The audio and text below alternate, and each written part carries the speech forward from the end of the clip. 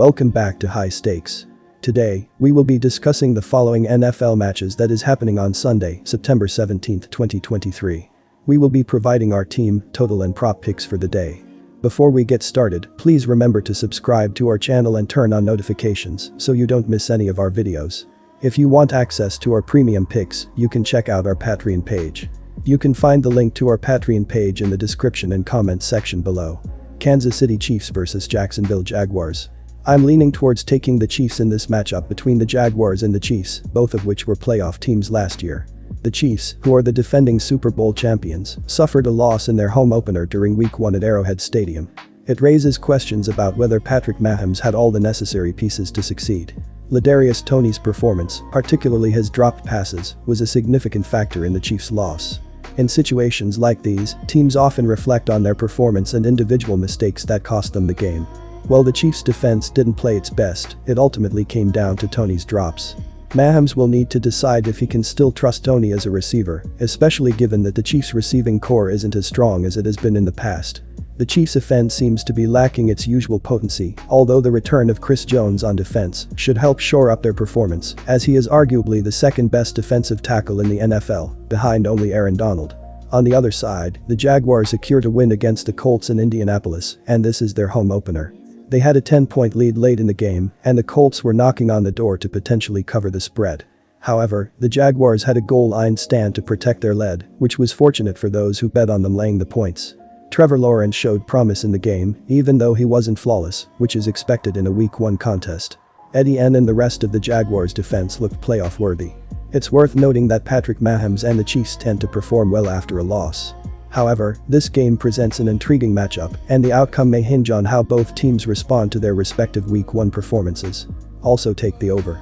This should be a heavily offensive game, as the greatness of Patrick Mahomes cannot be ignored, and Jacksonville boasts its own lethal offense as well. Trevor Lawrence looks to be blossoming into a potential top 10 QB in the league, and Calvin Ridley performed like he never left in Week 1.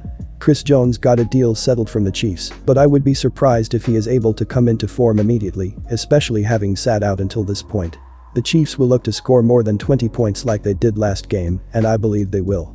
The drops that Kansas City had last Thursday are unlikely to happen again, and Travis Kelce will be back, giving their offense a huge boost. The Jaguars will more than likely be playing from behind a lot, giving them more reason to throw the ball and score as much as possible. Baltimore Ravens vs Cincinnati Bengals. I'm inclined to take the Baltimore Ravens with a free field goal in this matchup against the Cincinnati Bengals. Let's dive into the details of this game between the Bengals and the Ravens. The Cincinnati Bengals had a very disappointing start to the season with a 24-3 road loss to the Cleveland Browns in Week 1. Joe Burrow, the Bengals' young quarterback, continues to struggle when playing against the Browns in Cleveland, as he now holds a winless record of 0-3 in his career there. On the other side, the Baltimore Ravens began their season on a positive note with a 25-9 victory over the Houston Texans.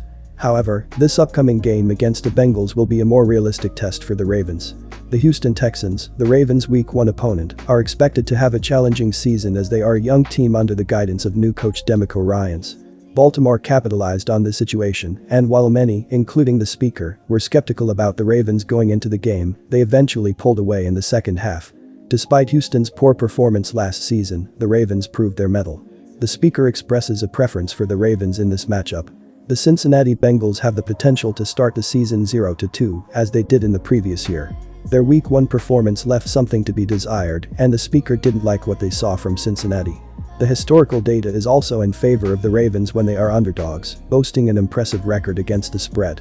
AFC North games tend to be tightly contested, and the speaker expects this one to be no different, with these teams known for physical matchups. In conclusion, the speaker is leaning towards the Ravens and sees potential value in taking the 3 points, especially if the line moves to 3.5 in favor of the Bengals.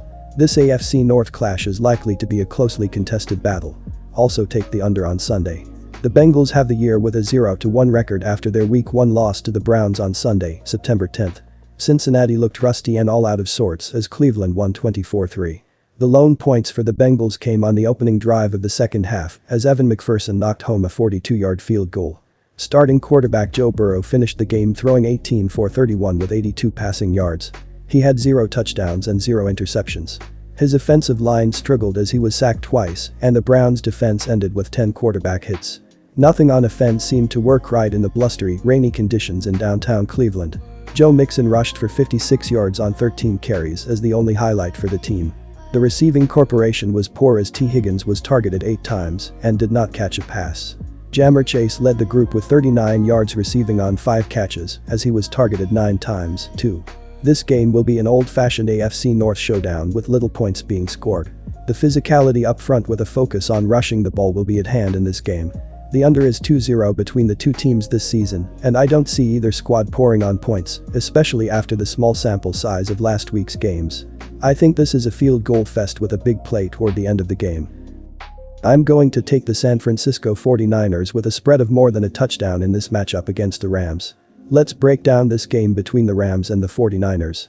The Rams delivered an impressive win in Week 1 against the Seattle Seahawks, a game that many didn't expect them to win. It's worth noting that the Rams had a lackluster season last year, and Coach McVay chose not to play their starters in the preseason. However, they came into Week 1 looking well rested and put on a strong performance against a Seahawks team that was expected to be competitive. On the other side, the San Francisco 49ers traveled to Pittsburgh and dominated the Steelers. The Niners got off to a fast start, building a 17-0 lead early in the game. The score didn't fully reflect the one-sided nature of the contest, as the 49ers excelled on both offense and defense.